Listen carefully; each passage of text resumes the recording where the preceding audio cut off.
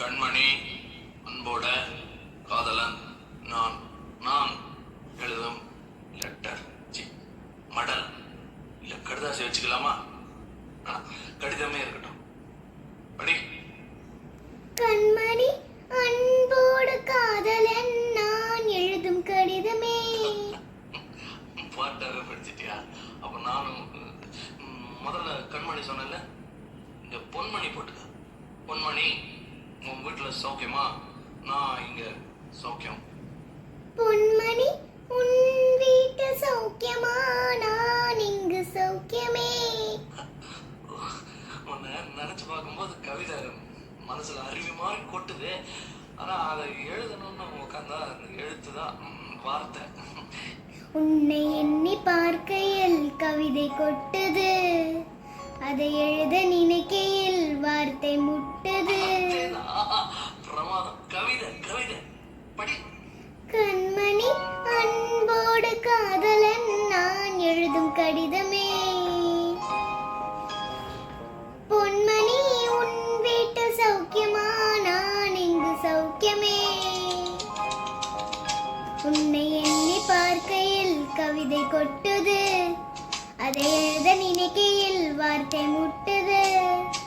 கண்மணி, அன்போடு காதலன் நான் எழுதும் கடிதமே. பொன்மணி, உன் வீட்டு சௌக்கியமா? நான் இங்கு சௌக்கியமே.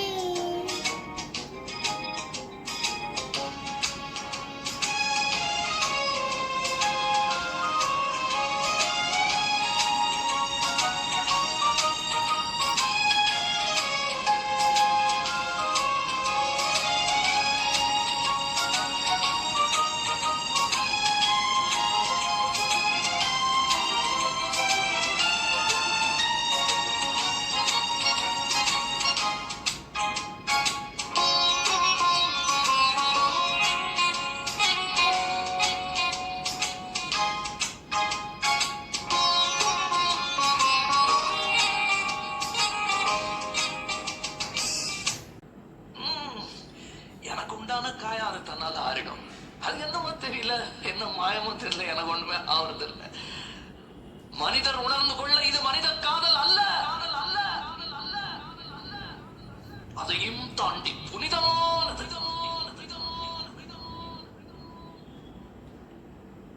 உண்டான காயமெங்கும் தன்னாலே ஆறி போன மாயம் என்ன? பொன்மானே, பொன்மானே,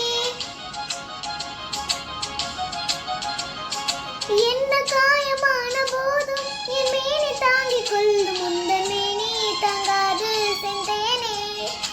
என்ன காதல் என்னவென்று சொல்லாமல் ஏங்க ஏங்க அழுகை வந்தது. எந்த சோகம் உன்னை தாக்கும் என்றென்றும் போது வந்த அழுகை நின்றது.